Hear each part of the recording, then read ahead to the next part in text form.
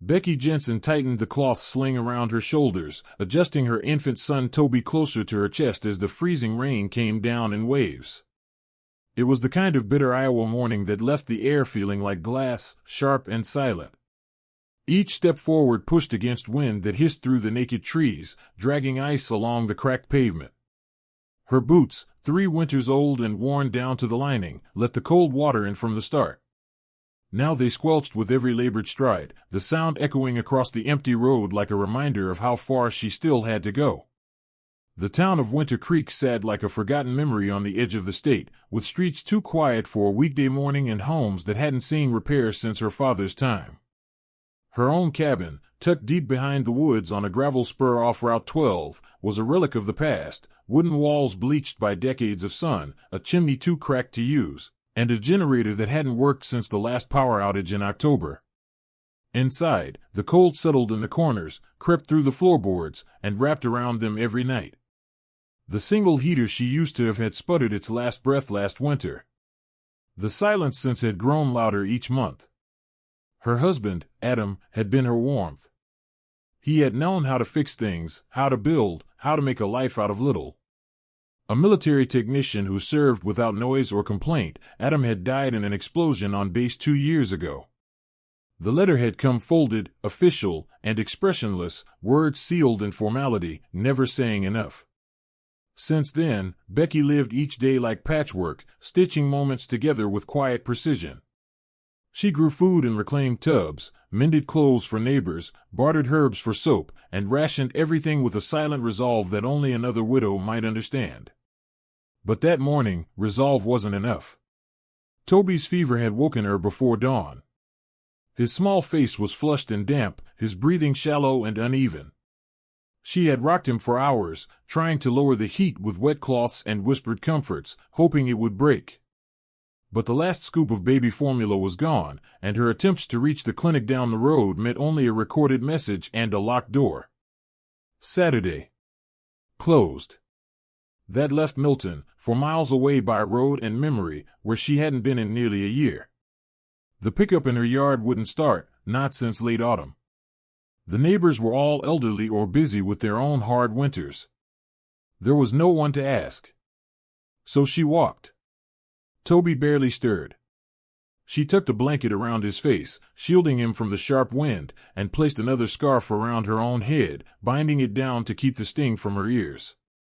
The road curved sharply at the edge of town, tracing the contours of a frozen creek, and each gust of wind brought new flurries down from the sky. Her hands turned stiff in her gloves, the fingers numb by the second mile. Cars passed her, headlights blurring through rain, tires humming over slush, and though she raised her hand once, no one stopped. Maybe they didn't see her. Maybe they did. By the time she reached the stretch of highway just outside Milton, her legs ached with every step, and her breath came in ragged bursts she could see in the air. The town's outline began to emerge through the storm, rust-colored buildings, low signage, and the flickering light of a gas station at the corner of Main and Grove. It had once been a place she frequented with Adam, before deployments, before the world tilted. Now it looked like a memory blurred by rain. She entered the gas station with slow steps, her coat dripping a small puddle at her feet as she stepped inside. The clerk barely looked up. The warmth inside hit her skin like a shock, and she unwrapped Toby slightly to let the heat touch his cheek. She moved to the back cooler and reached for a small container of milk. Her hands trembled as she pulled the change from her pocket, bills soft from handling, coins dulled and sticky. The total came to just over $6, the last she had. She stared at the shelf of baby items behind the counter, marked up and sparse. Fever medication was there. Diaper packs in travel sizes. 1 bottle of formula. Her eyes lingered too long. She placed the milk on the counter, knowing it had to come first. The clerk took the money without a word and handed her the change, 34 cents. The formula remained behind the glass. Back outside, the rain had turned colder, more like sleet. She pulled Toby close again, feeling the heat of his forehead against her neck, and began the walk back. The wind stung more now, a crueler kind of cold that sank deeper into her bones. Each footstep echoed in her ears, and the world around her grew quieter, like it had pulled away from her entirely. A house along the way had lights in the windows, curtains drawn aside just enough for someone inside to watch her pass. The door remained closed. Further down the street, a man stood near his truck, smoking, eyes narrowing as she passed. He said nothing, flicked his ash, and turned away. One of the neighborhood dogs barked from behind a fence. No one approached. No one asked if she needed help. By the time Becky reached the edge of Winter Creek again, the clouds had deepened to a heavy gray, the kind that carried more snow than rain. Her legs shook as she climbed the path back toward her cabin. The woods creaked under the weight of the storm. Inside, she pulled the last of the snowmelt from a pan on the stove, added the last of the formula she had saved in a small tin, and mixed it into a weak bottle. Toby drank in small gulps, his eyes dull with exhaustion. She held him against her as she sat in the single chair by the window. The lantern light flickered. Outside, the wind dragged snow in sweeping arcs across the yard. She watched it until she couldn't keep her eyes open. The world offered no comfort that day. But her arms did. And that, for now, was enough. The next morning came not with rest but with silence. The wind had died down, but the cold remained, stubborn and bitter. Becky moved slowly, her limbs stiff from the previous day's walk. Toby whimpered against her shoulder, his fever now rising with the quiet intensity of something that would not be ignored. She rationed the last of the milk, warmed it on the stove, and fed him in small spoonfuls. The thin blanket wrapped around them did little to fight the chill that crept through the walls. She hesitated before stepping back out into the morning. Her body ached, her skin still raw from the sleet, but Toby's condition was worsening. There was no other option. She tucked him once more into the sling, wrapped herself in the same soaked coat now stiff with dried rain, and started the walk again. Her steps felt heavier now, her muscles protesting every hill and turn. The town of Milton did not feel any closer. The streets were busier on Sunday morning. Churchgoers made their way down the sidewalks, some in wool coats and fine scarves, others huddled in groups beneath umbrellas. She passed them quietly, eyes down, but still felt their glances. At the gas station, the man behind the counter was the same as the day before. He met her with a sigh, as though her presence had worn out its welcome. When she asked if there were any baby supplies left, he barely acknowledged her. She pointed to the small row of formula bottles and fever relief medicine locked behind the plastic case. He told her they were out. She could see them clearly through the transparent shield. She did not argue. She stood still for a moment longer, as if the air around her might soften, might change its mind. But the man had already turned away, shaking his head and muttering something under his breath. Her breath caught in her throat as she stepped outside. She crossed the lot to the small pharmacy beside the post office. Her feet left prints in the fresh dusting of snow. Inside, the heat blasted from old vents, making the room feel stifling after the cold. A bell jingled above her, but no one came to the counter. She waited. Minutes passed. A door opened in the back, and a tall woman stepped out, eyes flicking toward Becky and her bundled child. Then the woman turned and busied herself with a clipboard. She cleared her throat softly, hoping it might prompt a response. The woman looked up briefly and then back down again. Eventually, she approached the counter and asked what Becky needed. When she asked for fever medicine, the woman gestured toward the back wall. Becky walked over, scanning the rows of boxes, each with fine print and a price tag that far exceeded what she had left. She picked up the smallest box she could find and returned to the counter. The woman didn't make eye contact as she rang it up. Becky unfolded the last of her change. 4 crumpled bills and a handful of coins. It was not enough. The woman tapped her fingers on the register and waited.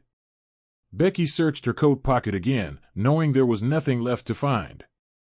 Her hands trembled as she counted and recounted, hoping something had been missed. The woman said nothing, only leaned on the counter with a weary expression. After a long silence, Becky returned the medicine to the shelf and walked out. The door closed behind her with a soft thud, swallowed by the wind. On her way out of town, the clouds had darkened again, and a wet snow began to fall. A man raking salt onto his sidewalk muttered something as she passed. A woman near the church entrance turned and walked inside quickly, pulling the door closed behind her. From a house nearby, a voice shouted something harsh and mocking. The word stung more than the cold. She kept walking. What she did not know, what she could not have known, was that her presence at the gas station the day before had not gone unnoticed. The man behind the counter, annoyed and restless, had spoken about her after she left. He had pointed her out on the security feed to the young man monitoring cameras in the back room. That man, amused by her soaked coat and clumsy steps, had recorded the grainy black and white footage and posted it online with a caption designed for cruelty. Within hours, it had spread through Winter Creek's online circles. A woman with a baby, begging. A familiar face to some, a stranger to most. The comments came quickly.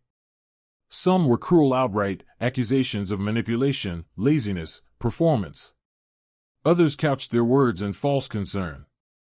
Wasn't she the one who'd lived way out by the tree line? Hadn't her husband died in some accident? She should have moved by now. She should have asked for help, they said, while mocking her for having done exactly that. By the time Becky returned to her cabin, the snow was falling steadily. Her shoulders sagged with exhaustion. She set Toby down gently on the worn cot, his skin hot to the touch. She took the pan from the stove, caught more snow in it, and melted it down with the last of her fuel. It wasn't enough. But it was all she had. She didn't cry. There was no one to cry to, no time for it. She sat with Toby in her arms, rocking him back and forth, her body shielding him from the cold. The lantern flickered again. Her breath rose in soft clouds around his face. The silence inside the cabin was only broken by the wind outside, curling at the edges of the window like a whisper. Online, the video continued to gain traction. People shared it, commented on it, laughed at it. But among the sea of ridicule, one man stopped scrolling when he saw her face. His thumb froze above the screen, and his breath caught in his throat. He recognized the name beneath the footage. He knew that address. He remembered the man who had once dragged him from a burning structure halfway across the world. But Becky didn't know any of that. She only knew that the world had remained silent, and that her child needed her to keep going, even as her own strength was beginning to fray. Winter eased its grip slowly that year, but the cold in Winter Creek had already begun to thaw long before the snow melted. It started quietly, almost imperceptibly, the way seasons change when you're not watching. The video that once traveled through whispers and pointed fingers vanished one morning without a trace. The original post was deleted, and every copy followed like shadows swallowed by sunlight. No apologies were posted publicly, but the silence left in its place said enough. In small towns, silence can say more than words. At the local store, the shelf where baby formula once sat locked behind glass now stood open, bearing a new sign made of cardboard and tape. Donation shelf, take what you need, leave what you can. No fanfare, no announcement, but the shelf never emptied. A quiet hand always restocked it. Above the counter, someone had taped a new flyer listing local aid groups and support networks. There had never been such a flyer before.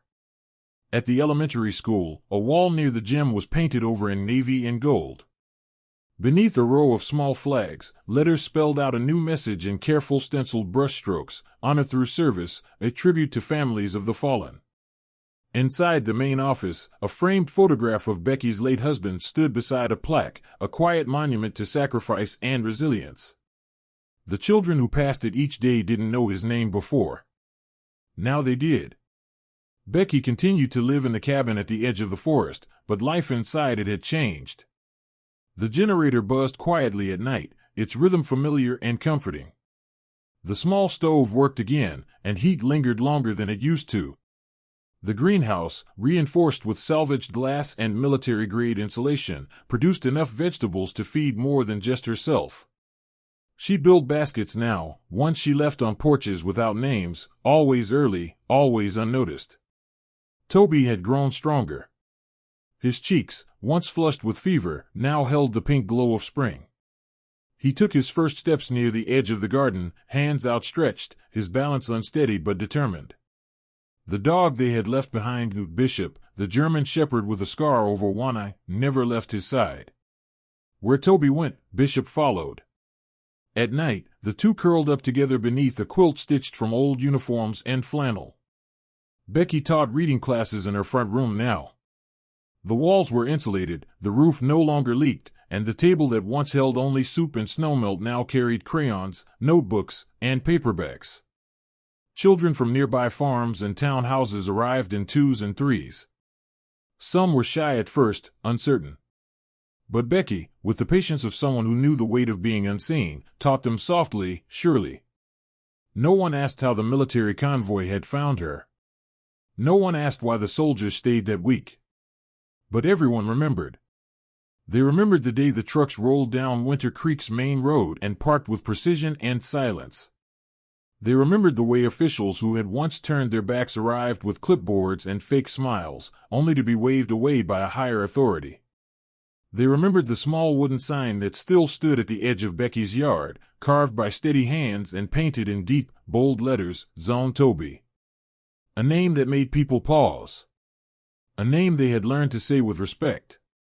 In town council meetings, discussions began about expanding veteran outreach. A local therapist volunteered time at the community hall. A bake sale was held for single mothers with spouses lost in service. Names were added to the wall outside City Hall, names that had gone ignored for too long. Becky's wasn't there, but her husband's was, and beside it, a small bronze emblem newly affixed. On the first warm Saturday of spring, a convoy returned. It came without warning, just as the first had. Trucks rolled through slowly, deliberately. People stepped out of their homes and watched. Children pointed. The vehicles passed through the center of town without stopping, until they reached the cabin at the edge of the woods. Toby stood on the porch, barely old enough to understand what was happening but sensing something in the air. He raised his hand in an awkward imitation of what the soldiers had shown him months ago. His small fingers didn't form the perfect shape, and his balance wavered as he held it. But it was enough. The entire convoy stopped. One by one, soldiers stepped down and returned the salute, not with laughter, not with amusement, but with the same solemnity they reserved for fallen comrades and flag ceremonies. They stood in formation, motionless, as Becky stepped out behind her son, her hand resting lightly on his shoulder. A single photograph captured the moment. It would circulate quietly through veteran circles, military networks, and small-town papers. In it, the boy stood small but steady, the dog by his side, the convoy saluting him not as a child, but as a symbol of survival, of legacy, of what quiet kindness becomes when the world finally listens. The plaque inside Becky's home hung just above the framed patch from her husband's unit. It was simple. No flourish. Just a single line etched into the wood beneath their names. Every right action has its witness. And beneath it, in faded pen on a slip of paper she kept tucked nearby, a note that had once been passed quietly from one soldier to another. Kindness without question is enough.